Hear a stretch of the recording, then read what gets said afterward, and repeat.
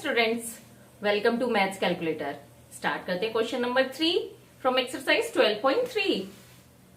In a figure has if a figure has 2 और more line of symmetry should it have rotational symmetry of order more than 1। अब यहाँ पे पूछा है कि कोई ऐसी सिचुएशन है जहां पे लाइन ऑफ सिमेट्री 2 और मोर देन 2 हो, 2 या 2 से ज्यादा है, तो वहां पे rotational symmetry of order more than 1 होगा क्या? यस, यहाँ पे होगा कि अगर लाइन ऑफ सिमेट्री 2 या 2 से ज्यादा है तो वहां पे रोटेशनल सिमेट्री ऑफ ऑर्डर 1 से ज्यादा होगा। बट क्यों होगा, इसको हमें पता होना चाहिए ना कि हमारा आंसर जो भी है वो क्यों है। तो हम इसको एग्जाम्पल के थ्रू देखते हैं। तो फर्स्ट एग्जाम्पल हम लेते हैं एक रेक्टेंगल। अब इस रेक्टेंगल में आपको पता है लाइन ऑफ सिमेट्री कौन सी होती है, एक ऐसे वर्टिकल सेंटर में 2 पार्ट में डिवाइड कर रही है और एक हॉरिजॉन्टल, ये 2 पार्ट्स में इक्वल पार्ट में डिवाइड कर रही है कि इस लाइन पे अगर फोल्ड करेंगे फिगर को तो ये पॉइंट यहां पर आ जाएगा। तो यहां पे हम देखते हैं कितनी है लाइन ऑफ सिमेट्री, कितनी है रेक्टेंगल में 2। अब देखते हैं रोटेशनल सिमेट्री ऑफ ऑर्डर कितना है यहाँ पे। तो ये रेक्टेंगल है हमारा, इसमें सपोज ये ए पॉइंट है। अब इसको अगर हम 90 डिग्री पे करेंगे तो क्या हो जाएगा, ये इस तरह से हो गया, ए पॉइंट यहां पर आ गया। कितना करा है हमने, 90 डिग्री पे मूव करा है। तो ये आइडेंटिकल फिगर है नहीं है। अब इसको अगेन हम 90 डिग्री पे मूव करते हैं तो ये ए पॉइंट कहां आ जाएगा, यहां पर आ जाएगा। अब ये इसके आइडेंटिकल है, बस क्या वो पॉइंट है नीचे आ गया। मतलब हमने इसको कितना घुमाया, 180 डिग्री पे घुमाया तो सेम फिगर मिल गई।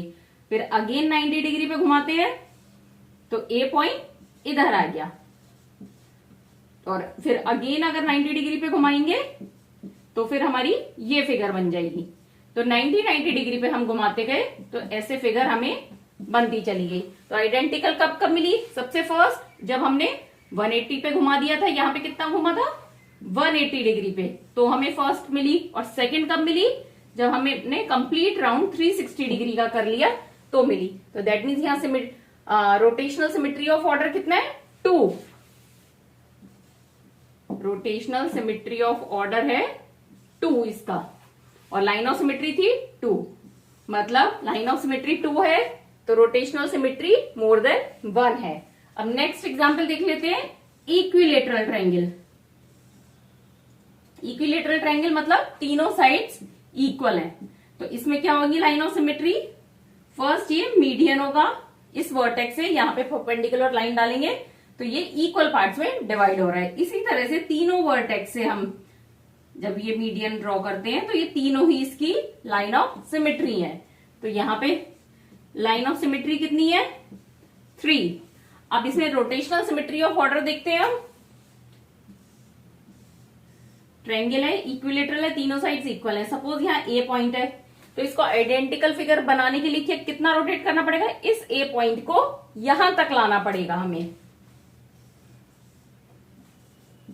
तो हमने कितना रोटेट करा, 120 डिग्री। अब ये कैसे पता चला, जैसे ये हमारा है पॉइंट, ये तीनों लाइन ऑफ सिमेट्री है, तो यहां से लेके यहां इस पॉइंट को यहां से यहां तक मूव करने के लिए कितना एंगल मूव करना पड़ेगा, ये।